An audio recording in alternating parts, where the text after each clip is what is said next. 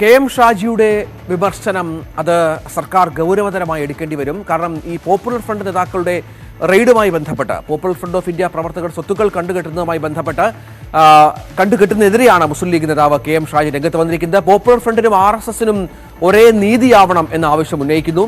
ഇപ്പോഴത്തെ നടപടി ന്യായം പറഞ്ഞു നിൽക്കാൻ പോപ്പുലർ ഫ്രണ്ടിനെ സഹായിക്കുമെന്നും കെ.എം. ഷാജി പറഞ്ഞു.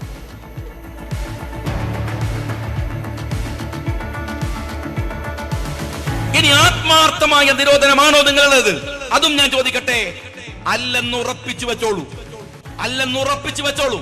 ഇപ്പോൾ നിങ്ങൾ SDPIയുടെ നേതാക്കന്മാർക്കും പ്രവർത്തകർക്കുമെതിരെ എടുക്കുന്ന നടപടി ഉണ്ടല്ലോ, ആ നടപടി നേരാണെന്ന് നിങ്ങൾ വിചാരിക്കുന്നുണ്ടോ? ആ കനലിൽ നിങ്ങൾ പിന്നെയും എണ്ണയൊഴിക്കുകയാണ്. തീവ്രവാദത്തിന്റെ കനലിൽ നിങ്ങൾ നീതിയാണോ കാണിക്കുന്നത്? അവരുടെ വീടുകളിൽ കയറി പേപ്പർ ഒട്ടിച്ച് അവരുടെ സ്വത്തുക്കൾ ഒരു സുപ്രഭാതത്തിൽ കണ്ടുകെട്ടാൻ നിരപരാധിയായ അവന്റെ ഭാര്യയും മക്കളും അമ്മയും ഒക്കെ നോക്കി നിൽക്കേ നിങ്ങൾ നോട്ടീസ് ഒട്ടിക്കുമ്പോ ഇത് ഒരു സാർവത്രിക നീതിയാണോ? ഞങ്ങൾ കൂടെ നിൽക്കാം. സാർവത്രിക നീതിയാണോ? യഥാർത്ഥത്തിൽ നിങ്ങൾ ചെയ്യുന്നത് SDPIയുടെ കനലെരിയുന്ന മനസ്സ്, തീവ്രവാദ മനസ്സ് പിന്നെയും ന്യായം പറഞ്ഞു നിൽക്കാൻ അവർക്ക് കാരണമുണ്ടാക്കുകയാണ്. അല്ലെങ്കിൽ ചെയ്യുന്നതിൽ നീതി വേണം, മര്യാദ വേണം. ഒരേ നീതി എല്ലാവർക്കും വേണം. അതാർക്കായാലും, അത് RSSനായാലും, അത് ബജ്റംഗ് ദളിനായാലും, അത് SDPIക്കായാലും ഞങ്ങൾ ആ നീതിയുടെ പക്ഷത്ത് നിൽക്കും. അതാര് നീതി ചെയ്താലും കൈയടിച്ച് പ്രോത്സാഹിപ്പിക്കും. ആരാ നീതി കാണിച്ചാലും, അതേത് കൊമ്പത്തെ മുഖ്യമന്ത്രി ആയാലും മുഖത്ത് നോക്കി പറയുകയും ചെയ്യും. പ്രധാനമന്ത്രി ആയാലും പറയും. ഞങ്ങളുടെ രാഷ്ട്രീയം അതാണ്. നിങ്ങൾ ചെയ്യുന്നത് ശരിയാണെന്ന് വിചാരിക്കരുത്, നേരാണെന്ന് വിചാരിക്കരുത്. ഇതല്ല രാഷ്ട്രീയത്തിന്റെ രീതി. ലീഗ് സർക്കാരിനെതിരെ ഏതാണ്ട് പ്രകോപനത്തിന്റെ ഭാഷയിലാണ്. കാരണം PFI റെയ്ഡുമായി ബന്ധപ്പെട്ട് ലീഗ് PFI റെയ്ഡിനെതിരെ, PFI സ്വത്ത് കണ്ടുകെട്ടലിനെതിരെ ഇത്തരത്തിൽ രംഗത്ത് വരുമ്പോൾ ഒരുപാട് ലക്ഷ്യങ്ങളുണ്ട്. കാരണം നേരത്തെ തന്നെ ഈ PFI ഈ പ്രവർത്തകരെ ലീഗിലേക്കൊക്കെ സ്വാഗതം ചെയ്തുള്ള പലവിധ പ്രസ്താവനകളുണ്ടായിരുന്നു. PFIയുമായി ബന്ധപ്പെട്ട് പ്രവർത്തിക്കുന്നവർക്ക് ലീഗിലേക്ക് സ്വാഗതം എന്ന രീതിയിലുള്ള പല പ്രസ്താവനകൾ ഉണ്ടായിരുന്നു. ഇപ്പോൾ അവർ ലക്ഷ്യം വെക്കുന്നത് വലിയൊരു കാര്യമാണ്. ഇത്തരത്തിലുള്ള പിന്തുണയോടെ അല്ലെങ്കിൽ സർക്കാരിനെതിരെ ഈ റെയ്ഡിനെതിരെ രംഗത്ത് വരുന്നതോടെ വലിയ തോതിലുള്ള ആളുകളുടെ ഒരു പിന്തുണ ലീഗിലേക്ക് എത്തും എന്നും പ്രതീക്ഷിക്കുന്നുണ്ട് നേതാക്കൾ. നമുക്ക് മറ്റു ചില വാർത്തകളിലേക്ക് പോകണം. PT7 പിടികൂടുന്നതിന് പിന്നാലെ ധോണിയിൽ വീണ്ടും കാട്ടാന ഇറങ്ങി എന്നുള്ളതാണ് പ്രധാനപ്പെട്ട വിവരം. ധോണി അരമണിക്ക് സമീപം ചൂലിപ്പാടത്താണ് കാട്ടാന ഇറങ്ങിയത്. കാട്ടാന ഇറങ്ങുന്നത് തടയാൻ റെയിൽ ഫെൻസിംഗ് സ്ഥാപിക്കണമെന്ന് നാട്ടുകാർ ആവശ്യപ്പെട്ടിട്ടുണ്ട്. പ്രസാദ് ഉടുമ്പശ്ശേരിയുടെ റിപ്പോർട്ടാണ്. പ്രസാദ്, ഈ ഇന്നലെ PT7 പിടികൂടിയ ശേഷം ഒറ്റ രാത്രി മാത്രമായിരിക്കും ഒരുപക്ഷെ പാലക്കാട്ടുകാർക്ക് സമാധാനമായി ഉറങ്ങാൻ സാധിക്കുക. വീണ്ടും അവർ പ്രതീക്ഷിച്ചതുപോലെ, അവർ ഭീതിപ്പെട്ടതുപോലെ കാട്ടാനകളുടെ ആക്രമണം, ശല്യമുണ്ടാകുന്നു. ഏത് ആനയാണ് ഇറങ്ങിയത്? മറ്റു വിവരങ്ങൾ വനംവകുപ്പ് പറയുന്നുണ്ടോ? ഇന്നലെ രാത്രി 7:30 വീണ്ടും ധോണി അരിമണി മേഖലയിലെ ചൂലിപ്പാടത്ത് ഇറങ്ങിയിട്ടുള്ളത്. നമുക്കിവിടെ കാണാൻ കഴിയും. കർഷകരും ഈ പ്രദേശത്തെ നാട്ടുകാരും എല്ലാം തന്നെയുണ്ട്. ഒരു തെങ്ങ് പൂർണ്ണമായും ആന കുത്തിമറിച്ചിട്ടുണ്ട്. ഇതിന്റെ തൊട്ടപ്പുറത്തും ഇതേപോലെ തെങ്ങ് നശിപ്പിച്ചു എന്നുള്ളതാണ് പ്രദേശവാസികൾ പറയുന്നത്. നമുക്കെന്തായാലും ഇവരോട് തന്നെ ചോദിക്കാം. ഇപ്പം ഈ ആനയെ പിടിച്ചിട്ട് ഒരു 24 മണിക്കൂർ ഇപ്പം കഴിഞ്ഞതിന് മുമ്പ് തന്നെ ആന ഇവിടെ എത്തി. നിങ്ങൾ തുടക്കത്തിൽ പറഞ്ഞു തന്നെ സംഭവിച്ചു അല്ലേ? തീർച്ചയായും ഞാൻ പറഞ്ഞില്ല. അതായത് ഇതിപ്പോൾ വന്നിരിക്കുന്ന PT7 കൂടെയുള്ള ഒരു ആനയായിരുന്നു. ഇതിന് നമുക്ക് ഒരു പരിഹാരം കാണാമെന്നുള്ളത് റെയിൽ ഫെൻസിങ് ആണ്. റെയിൽ ഫെൻസിങ്ങിലൂടെ മാത്രം ഇതിനൊരു പരിഹാരം കാണാൻ കഴിയുള്ളൂ. നമ്മൾ ഫോറസ്റ്റുകാരെ കുറ്റം പറയുന്നതല്ല, നമ്മളുടെ ജനങ്ങളുടെ സംരക്ഷണം അവർ ഉറപ്പുവരുത്തേണ്ടതാണ്. കാരണം നമ്മൾ അതിനകത്ത് കയറുമ്പോൾ 100 നിയമങ്ങളാണ്. അതേ നിയമങ്ങൾ നമുക്കും വേണ്ട. വാർഡ് മെമ്പറിലേക്ക് വരാം. അതിന് മുമ്പ് പിന്നെ എന്താണ് ഇപ്പൊ എനിക്കൊരു ആശ്വാസമായിട്ടില്ലല്ലേ? ഇപ്പോഴും ആശ്വാസമായിട്ടില്ല. 2 ദിവസം സമാധാനം, 3-ാം ദിവസം വീണ്ടും 7:30 ആകുമ്പോഴത്തേനും ഈ ഇവിടെ ഒരു നല്ല കാറ്റ് വന്നു. അപ്പോഴാണ് ഇവിടെ ഒരു നല്ല സൗണ്ട് കേട്ടത്. വാതിൽ തുറന്നു നോക്കും, പടപടയെന്ന് ഈ സൗണ്ട് വീണു. അപ്പോൾ ആന തന്നെ ആയിരിക്കും. കഴിഞ്ഞ ആഴ്ച 2 ദിവസം എൻ്റെ ഭർത്താവ് പാലും കൊണ്ട് ഈ പാറ വരെ വന്നു. 3 ആന അന്ന് പാടം കൊയ്തിട്ടുണ്ടായിരുന്നില്ല. ഇവിടം വരെ ഇറങ്ങി വന്നു, പാലും പത്രം പാറയിൽ വെച്ച് വീണ്ടും മൂപ്പര് തിരിച്ചു വന്നു. പിന്നെ അത് കഴിഞ്ഞിട്ട് അതിൻ്റെ പിറ്റേ ദിവസം 6:10 പാറ വരെ വരുമ്പോഴത്തേനും ആന ഒരെണ്ണം ഇറങ്ങി വരുന്നു, വീണ്ടും തിരിച്ചു പോയി. അത് കഴിഞ്ഞിട്ട് ഇപ്പോൾ ഒരാഴ്ച കഴിഞ്ഞതും PT7 പിടിച്ചു. 2 ദിവസം സമാധാനം, 3-ാം ദിവസം വീണ്ടും വന്നിറങ്ങി. ഇതിനെന്തെങ്കിലും ഒരു പരിഹാരം കാണണം. ഞങ്ങൾക്ക് 7 മണി കഴിഞ്ഞാൽ പുറത്തിറങ്ങാൻ പറ്റില്ല. ഇന്നലെ എപ്പോഴാണ് ഇത് വന്നത്?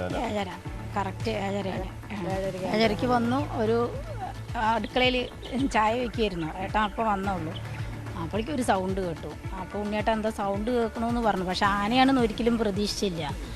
അപ്പോൾ ഇല്ല എന്ന് പറഞ്ഞു. പിന്നെ ഞാൻ അവിടെ ചായ കൊടുത്ത് ഞാൻ മുറ്റത്തേക്ക് ഇറങ്ങി നോക്കിയപ്പോൾ അങ്ങനെ വലിക്കുന്നു. അപ്പോൾ പെട്ടുപോയി എന്ന് തോന്നി. ആനയാണ് പട്ട വലിക്കുകയാണ് ആന. ഒറ്റയാൻ മാത്രമാണോ? ഒറ്റ ആനയാണ്. അപ്പോൾ പിന്നെ ആന കുറച്ച് നേരം വലിച്ചു. ഇവിടുന്ന് ടോർച്ച് അടിച്ചതും ആന നേരെ കാട്ടിലേക്ക് പോയി. അപ്പോഴേക്കും ഫോറസ്റ്റുകാരനെ വിളിച്ചു. അവർ വന്നു, 10 മിനിറ്റ് കൊണ്ട് അവർ വന്നെത്തിയതും വീണ്ടും ഒരു തെങ്ങും കൂടിയും തട്ടി. അപ്പോൾ ഞങ്ങൾ പറഞ്ഞു ഇതാ ഇന്നവിടത്താണ് എന്ന് പറഞ്ഞു. അപ്പോൾ അവർ പോയി. പിന്നെ ആന അങ്ങനെ അങ്ങോട്ട് പോയി.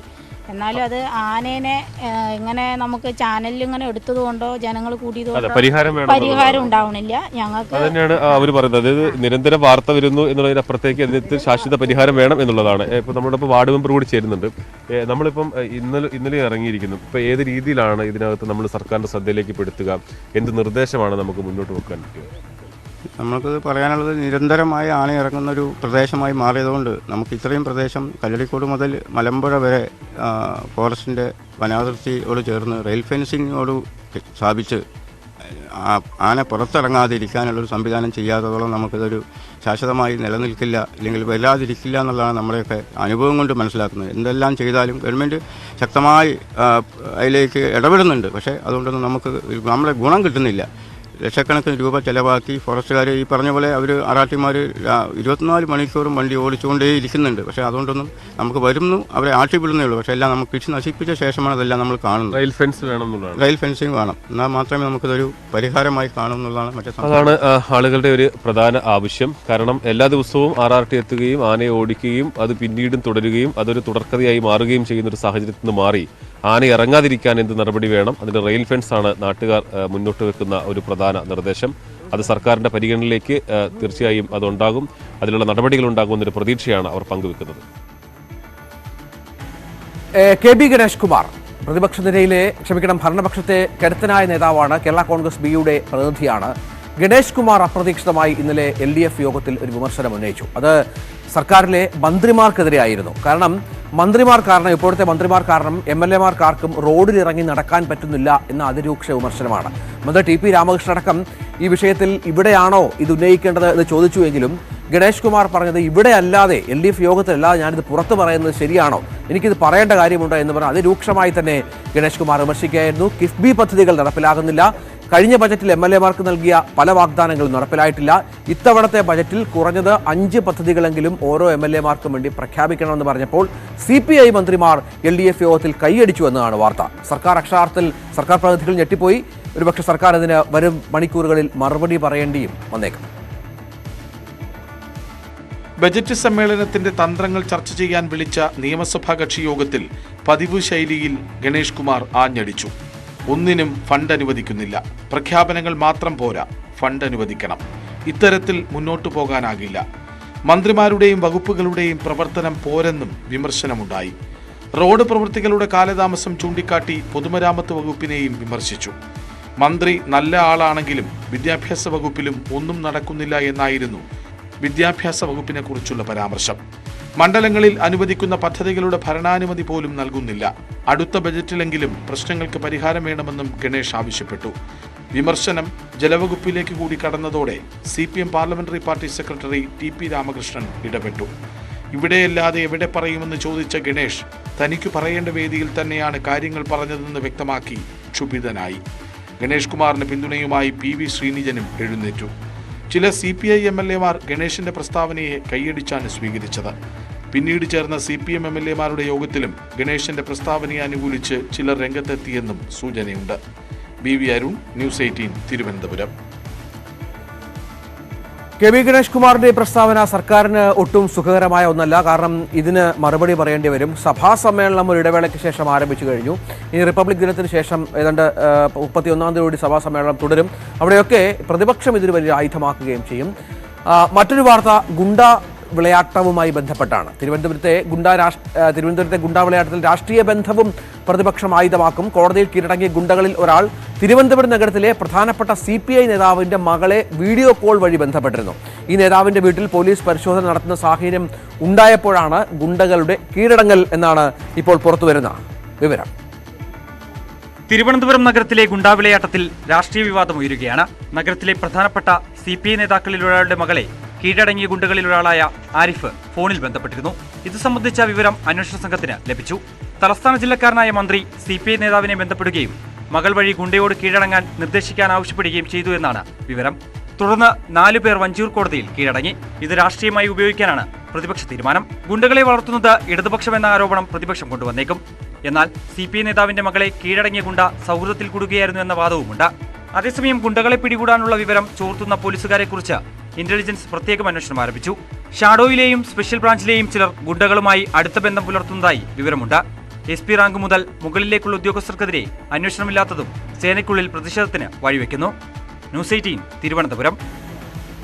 ഹോട്ടൽ ജീവനക്കാർക്ക് ഹെൽത്ത് കാർഡ് നിർബന്ധമാക്കിയതിന് പിന്നാലെ കാർഡ് എടുക്കാനുള്ള ഓട്ടത്തിലാണ് തൊഴിലാളികൾ. ലാബുകളിലും ആശുപത്രികൾക്കും മുന്നിൽ വൻ തിരക്ക് അനുഭവപ്പെടുന്നു എന്നുള്ളതാണ് പ്രധാനപ്പെട്ട വിവരം. തിരുവനന്തപുരം പേട്ടയിൽ നിന്ന് ഉമേഷ് ബാലകൃഷ്ണൻ ചേരുന്നു. ഉമേഷ്, ഭക്ഷ്യസുരക്ഷാ വകുപ്പിന്റെ ഒരു തിരിച്ചറിവിന്റെ ഭാഗമായി, വൈകിവൻ തിരിച്ചറിവിന്റെ ഭാഗമായാണ് ഇത്തരം പരിഷ്കാരങ്ങൾ നടപ്പിലാക്കുന്നത്. ഇത് ഹോട്ടലുകളുടെ പ്രവർത്തനത്തെ, തൊഴിലാളികളെ ഏത് തരത്തിലാണ് ബാധിക്കുന്നത്?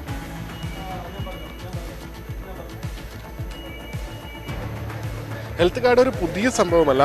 നേരത്തെ തന്നെ ഹെൽത്ത് കാർഡ് ജീവനക്കാർക്ക് നിർബന്ധമാക്കിയിരുന്നു. പക്ഷേ പലരും അത് പൂർണ്ണതോതിൽ നടപ്പാക്കി പോയിരുന്നില്ല. അതായത് പല ജീവനക്കാരും ഹെൽത്ത് കാർഡ് എടുക്കാതെയായിരുന്നു ഈ ഹോട്ടലുകളിൽ ജോലി ചെയ്തു പോന്നിരുന്നത്. എന്തായാലും ഹെൽത്ത് കാർഡ് ഇപ്പോൾ നിർബന്ധമാക്കിയിട്ടുണ്ട്. ഹെൽത്ത് കാർഡ് ഇല്ലാത്ത ഹോട്ടലുകളിലെ ലൈസൻസ് സസ്പെൻഡ് ചെയ്യാൻ തന്നെയാണ് തീരുമാനം കർശനമായി നടപ്പാക്കി തുടങ്ങിയതോടു കൂടിയാണ് എൻ്റെ പിന്നിൽ കാണുന്ന ഈ ഒരു ഇത്തരം ക്യൂ എല്ലാം ഇവിടെ രൂപപ്പെട്ടത്. ഇതിപ്പോൾ പേട്ടയിലുള്ള കോർപ്പറേഷൻ്റെ ഒരു ഡിസ്പെൻസറിയാണ്. ഇവിടെ വലിയ തിരക്കാണ് അനുഭവപ്പെടുന്നത്. ഇത്തരത്തിൽ ഹെൽത്ത് കാർഡ് എടുക്കാൻ വരുന്നവരുടെ വലിയ തിരക്ക്, രാവിലെ മുതൽ തന്നെ ഈ തിരക്ക് അനുഭവപ്പെടുന്നുണ്ട്. എന്തായാലും ഇത്രയും കാലം, അതായത് ഹെൽത്ത് കാർഡ് എടുക്കുന്നവരുടെ എണ്ണം എന്തായാലും ഇപ്പോൾ കൂടിയിട്ടുണ്ട്. നേരത്തെ ഉണ്ടായിരുന്ന നിയമം കൂടുതൽ കർശനമാക്കി നടപ്പാക്കിയതോടുകൂടിയാണ് ഈ ഒരു തീരുമാനത്തിലേക്ക് എത്തിയത്. എന്തായാലും മണിക്കൂറുകൾ നീണ്ട ക്യൂ ഇവിടെ നിൽക്കേണ്ടതുണ്ട്.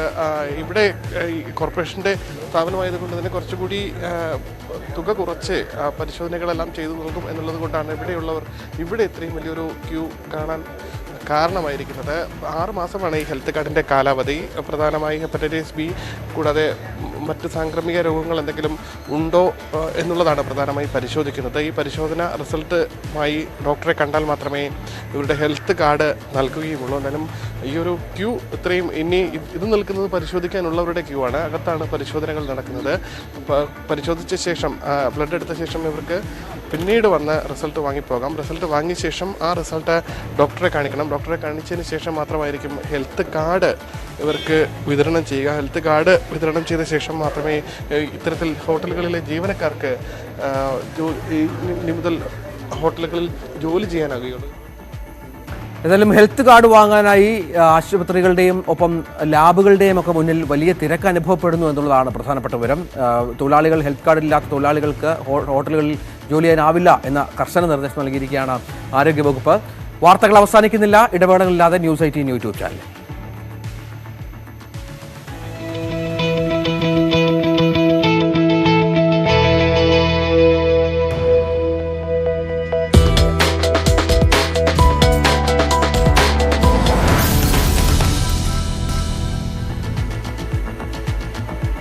KR നാരായൺ ഇൻസ്റ്റിറ്റ്യൂട്ടുമായി ബന്ധപ്പെട്ടുണ്ടായ വിവാദങ്ങൾ, തുടർന്ന് ഉണ്ടായ രാജിയൊക്കെ വലിയ ചർച്ചയായിരുന്നു.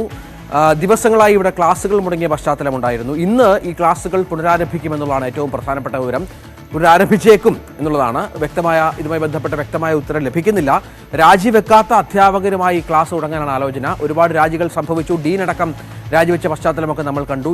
ശ്രീത്ത്, ഈ ക്ലാസ് തുടങ്ങുന്നത് സംബന്ധിച്ചുള്ള അവ്യക്തത ഇപ്പോഴും നിലനിൽക്കുന്നുണ്ടോ? ഇന്ന് ക്ലാസ് തുടങ്ങാനുള്ള എന്തെങ്കിലും സാഹചര്യമുണ്ടോ അവിടെ? രഞ്ജിത്ത്, ഇക്കാര്യത്തിൽ വിദ്യാർത്ഥികൾക്ക് ഔദ്യോഗികമായ അറിയിപ്പൊന്നും ലഭിച്ചിട്ടില്ല. വിദ്യാർത്ഥികളും ബാക്കി നിലവിലുള്ള അധ്യാപകരുമായി കൂടിയാലോചനകൾ ഉണ്ടാകും. അതിനുശേഷം ആണ് ബാക്കി ക്ലാസുകൾ. എന്തായാലും 1ാം വർഷ പല വർഷങ്ങളായിട്ടുള്ള വിദ്യാർത്ഥികൾക്കാണ്. പലർക്കും പലതരത്തിലുള്ള ക്ലാസുകളാണ് നടക്കേണ്ടിയിരിക്കുന്നത്.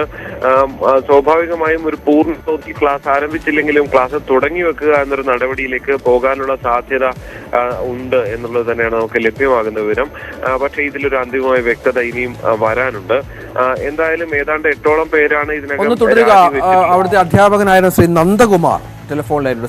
സാർ ഈ രാജിവെച്ച അധ്യാപകരുടെ കൂട്ടത്തിലുള്ള ആളാണല്ലേ? അതെ അതെ അതെ അതെ. എന്തായിരുന്നു സാർ അങ്ങനെ രാജിവെച്ച് പോകാനുള്ള കാരണം? ഞാനവിടെ ആദ്യമായിട്ടല്ല, ഞാൻ മുൻപ് ഗസ്റ്റ് ഫാക്കൽറ്റി ആയിട്ട് വർക്ക് ചെയ്തിട്ടുള്ള ഒരാളാണ്. എനിക്ക് അവിടെ മുൻപത്തെ സ്റ്റുഡൻസ് ഒക്കെ നമ്മളോടൊക്കെ വളരെ ബഹുമാനവും എല്ലാം ഉണ്ടായിരുന്നു. അവർക്ക് നല്ല റെസ്പെക്ട് ഉണ്ടായിരുന്നു അവർക്കൊക്കെ. പക്ഷെ എന്താണെന്നറിയില്ല, ഇപ്പോഴത്തെ ഈ പുതിയ ബാച്ച് അതിൽ കുറച്ച് പേര് മാത്രമേ ഉള്ളൂ കേട്ടോ. അവർക്ക് ഇവിടെ പഠിപ്പിക്കുന്നവരൊന്നും ശരിയല്ല, അക്കാഡമിക് അല്ലെങ്കിൽ ക്വാളിറ്റി ഇല്ലാത്തവരാണ്, അല്ല അവർ എക്സ്പീരിയൻസ് ഇല്ലാത്തവരാണെന്നൊക്കെ പറഞ്ഞിട്ട് ഭയങ്കര അധിക്ഷേപിക്കുക. അപ്പൊ അതുകൊണ്ട് നമുക്ക് അവിടെ കണ്ടിന്യൂ ചെയ്യാനായിട്ടുള്ള ഒരു താല്പര്യം തോന്നുന്നില്ല. പ്രത്യേകിച്ച് ഞങ്ങളൊക്കെ 10-27, ഞാനൊക്കെ റസൂൽ പൂക്കുട്ടിയുടെ ഒരുമിച്ച് ഞങ്ങള് 94 ഞാൻ ഇൻസ്റ്റിറ്റ്യൂട്ടിൽ നിന്ന് ഔട്ടായതാണ്. എന്റെ അച്ഛൻ അറിയപ്പെട്ടിരുന്ന ചിത്രകാരനായിരുന്നു ആർട്ടിസ്റ്റ് കെ നാരായണ മേനോൻ.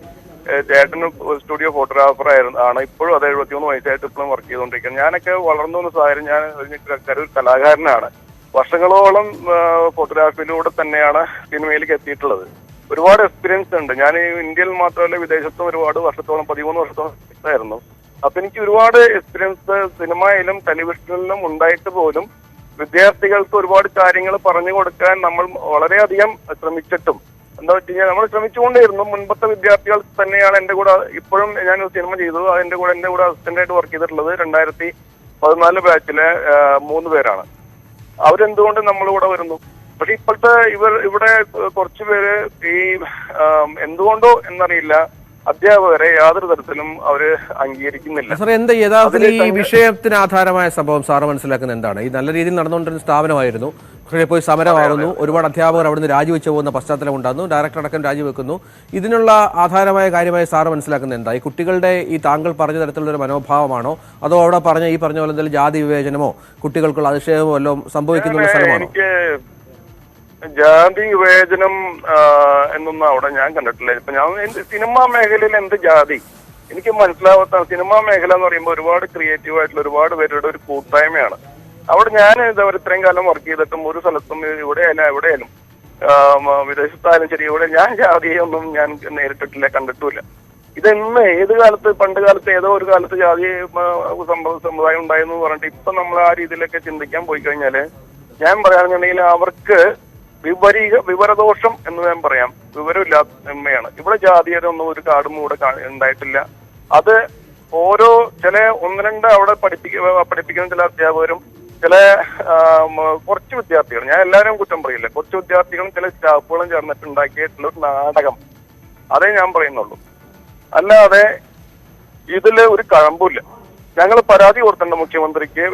ഞങ്ങള് കുറെ അധ്യാപകരും സ്റ്റാഫുകളും ചേർന്നിട്ട് ഒരു കേരള ഇൻസ്റ്റിറ്റ്യൂട്ട് സംരക്ഷണ സമിതി എന്ന് പറഞ്ഞിട്ട് ഒരു പരാതി നമ്മൾ കൊടുത്തിട്ടുണ്ട്. അത് ഇവിടെ ക്രിമിനൽ ശരിക്കും പറഞ്ഞാൽ ഇൻവെസ്റ്റിഗേഷൻ നടത്തേണ്ടത് അത്യാവശ്യമാണ്. ഇത് എന്തുകൊണ്ട് സംഭവിച്ചു, ഇതിന്റെ പുറകിൽ ആരൊക്കെയാണ്? അതിന് അടൂർ ഗോപാലകൃഷ്ണനെ പോലുള്ളവരും ഈ ശങ്കർ മോഹനെ പോലുള്ളവരും അല്ലെങ്കിൽ മറ്റുള്ള ഞങ്ങളും ഒക്കെ പെലിയാടുകളാകേണ്ട എന്ത് കാര്യം? ഇൻസ്റ്റിറ്റ്യൂട്ട് നന്നായി നടത്തണമെന്ന് മാത്രമേ ആഗ്രഹമുള്ളൂ. നന്ദി താങ്കളുടെ പ്രതികരണം നന്ദി. ശ്രീത്ത്, ഏതായാലും ക്ലാസ്സുമായി ബന്ധപ്പെട്ട ഔദ്യോഗികമായ അറിയിപ്പ് ഈ കുട്ടികൾ കിട്ടിയിട്ടില്ല എന്നുള്ളതാണ് അല്ലേ? എന്ന് തുടങ്ങുമെന്ന കാര്യത്തിലൊന്നൊരു വ്യക്തതയില്ല. ശ്രീത്ത്, ശരി. ഏതായാലും കേരള ഇൻസ്റ്റിറ്റ്യൂട്ടിൽ ക്ലാസ്സുകൾ ആരംഭിക്കുമെന്നുള്ള സൂചനകളുണ്ട്. പക്ഷേ അത് എന്നത്തേക്ക് എന്ന കാര്യത്തിലൊരു വ്യക്തത ഇതുവരെ ഇല്ല. കുട്ടികൾക്ക് ഔദ്യോഗികമായി ഇക്കാര്യത്തിലൊരു വ്യക്തത, ഉറപ്പ് ലഭിച്ചിട്ടില്ല എന്നാണ് ഏറ്റവും പ്രധാനപ്പെട്ട വിവരം.